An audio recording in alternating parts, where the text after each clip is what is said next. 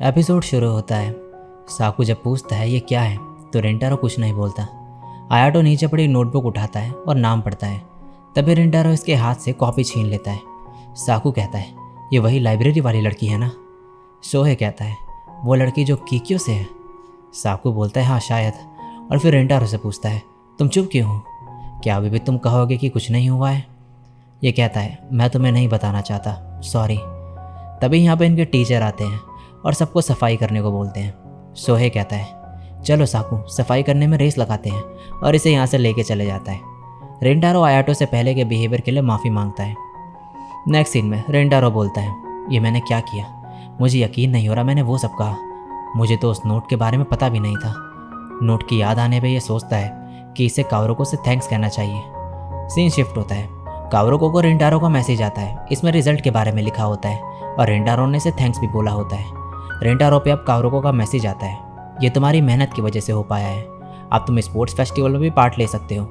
Rentaro को Subaru की बात याद आती है तो ये फ़ोन बंद कर देता है, और दूसरी तरफ कावरोको सोच रही होती है कि रेंटारो कौन सा स्पोर्ट्स खेलने वाला है और खुश हो रही होती है।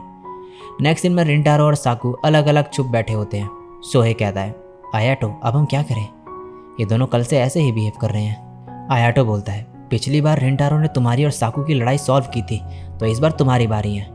अब सोहे बोलता है स्पोर्ट्स फेस्टिवल में सिर्फ 3 दिन बचे हैं और इस बार हम बेसबॉल खेलने वाले हैं, तो क्यों ना स्कूल के बाद हम प्रैक्टिस करें।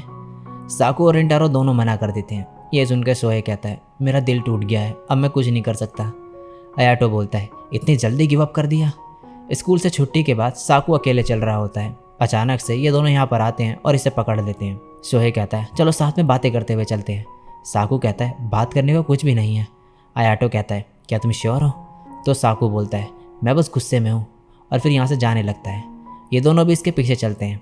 सोहे पूछता है साकू क्या तुम रेंटारो के कीक्यो से इन्वॉल्वमेंट की वजह से गुस्सा हो। ये मना करता है तो सोहे रीज़न पूछता है। ये बोलता है वो हम पे ट्रस्ट नहीं करता है ना। सोहे कहता है तो तुम इसलिए परेशान थे, मुझे तो लगा था तुम इमोशनलेस पर्सन हो और बस लोगों की कंप्लेन और इंसल्ट करते हो। साकू सॉरी बोलता है।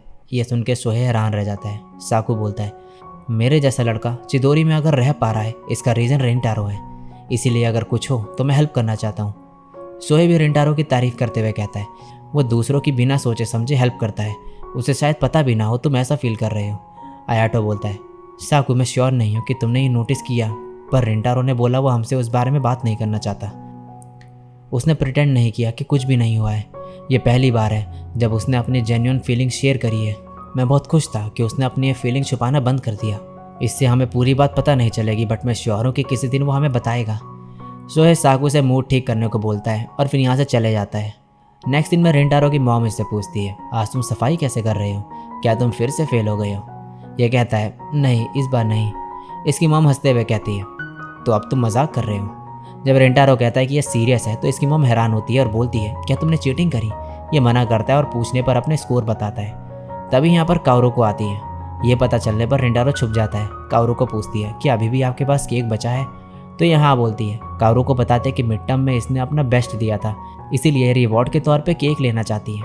रेंटारो की मॉम अब इसके भी स्कोर के बारे में बात करने लगती है, तो ये इशारे से मना करता है, पर इसकी मॉम इसे खड़ा करती है और बोलती है मिड टर्म में रेंटारो ने भी इस बार अच्छा किया है। कावरोको हैरान होती है और बोलती है तुम यहाँ कब से हो। तो इसकी मॉम कहती है ये पहले से ही यहीं पर था, और रेंटारो से बोलती है मुझे लगता है वागोरो ने तुम्हें देख ही लिया होगा क्योंकि डिस्प्ले ट्रांसपेरेंट है।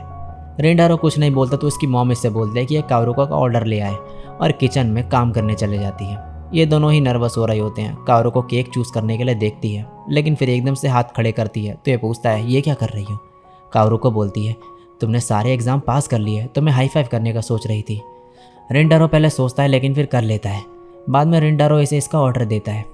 ये अब घर जाने वाली होती है तो रेंटारो पूछता है क्या मैं स्टेशन तक तुम्हारे साथ चलूँ। तो ये कहते कोई बात नहीं, वैसे भी तुम्हें शॉप पे हेल्प करनी है।